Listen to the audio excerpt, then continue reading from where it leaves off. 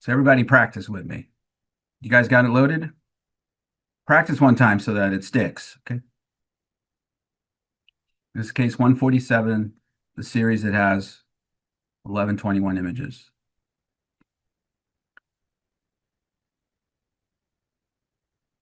Um, so we right click on the aortic valve, pan it to the center of rotation. It's always the anatomic center of the heart. Now, first things first, get a four-chamber view. That is two steps. Number one, left click on the aortic valve and rotate straight down the blue lines until you see the LV apex pointed, as sharp as it can be, like that. If you pull down the screen too much, it will start to get round again. Okay, that's not good. So push it back up until it's nice and pointed. Step two is to rotate the septum to line it up along the blue lines. Now that gives you either a 4 or a 5. This is a 5-chamber view because you can see the LVOT. That's because you're a little bit superior and you can see the LVOT. To get inferior, you now razor blade a few inferior slices, and now you're looking at a 4. But it's still a little foreshortened, so I will unforeshorten it to make it perfect by left-clicking on the center and rotating either down or up a little bit more. So I'm going to left-click on the center and rotate down a little bit more until the LV apex is pointed. That's perfect for chamber. Now in this view, I can see right atrium, right ventricle, intraatrial septum, LA, pulmonary veins coming in, mitral valve, papillary muscle, chordae.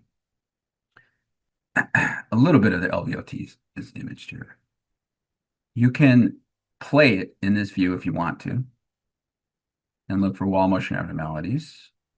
And you can make the loop speed slower or faster. And you can continue with it moving if you want, but for the sake of training you and not being distracted by movement, I'm not going to do that. I'm going to have it frozen. Okay. Now, we want to get short axis. How do you get to a short axis? Well, the short axis is this horizontal line only here, here, here, here, here. So what you do is you left click and rotate straight up until you're 90 degrees north, and you will see that you're now looking at a round donut of the left ventricle right there. That is the mitral valve here, and that's the coronary sinus. So we're at the atrial level. All right. Now, if you raise your blade towards you, you will be at the ventricular level of the donut. There's the anterior leaflet, posterior leaflet. Keep coming. There's basal LV. Keep coming. There's mid papillary LV. You can come all the way out to the apex. Now, while it's doing that, you can watch it play, and I do, especially in the ER setting. I'm not sending an echo probe down to the ER for patients. So when I read ED patients, I'm religiously scrutinizing for wall motion abnormalities that might suggest Takotsubo or hypertrophic cardiomyopathy or an old infarct.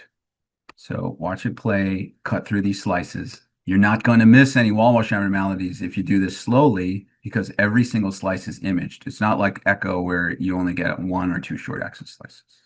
Okay. Now, as you cut to the base of the heart through the mitral valve, this is where you'll see the coronary sinus coming in. I'm going to pause it to so that the motion doesn't distract you. But here's the coronary sinus coming in to the RA. If there is a unroofed coronary sinus, you'll see it. Here's the great cardiac vein coursing along the LA, becoming the coronary sinus. This is the best view to find a CF, find an unroofed coronary sinus. I say that because I find it 3 to 6 times a year, and I statistically should only find it, once in a career. Okay, but by CT, it's very sensitive for finding. So that's how you find the short axis. To get to a 2-chamber view, you left click on the center and rotate straight across the blue line to the R. So that's 90 degrees away. You left click right here and rotate straight across all the way to the edge. You'll have a 2-chamber view. 2-chamber view is defined as the left atrial appendage hanging over the anterior wall. So that's anterior wall and that's inferior wall. You can watch it play here. normal EF. Now you can do a 3-chamber view by left-clicking on the center of the left ventricle and rotating straight down about 30 degrees, and you'll bring out the 3-chamber. And you can watch it play there too. Now, when you get really good at it, Doc, you'll just keep it playing and do this 2-chamber view, check it out. Short axis view, check it out. Cut to the apex, cut back, cut into the atria. Look at the intraatrial septum, look at the CS, and then put it in a 4-chamber view and cut up and down from the inferiormost 4-chamber view where you see the CS coming in to the RA, cutting superiorly, looking for any ASDs, VSDs. When you get good at this, you'll do this in, 30 seconds. Okay. Got it? Good.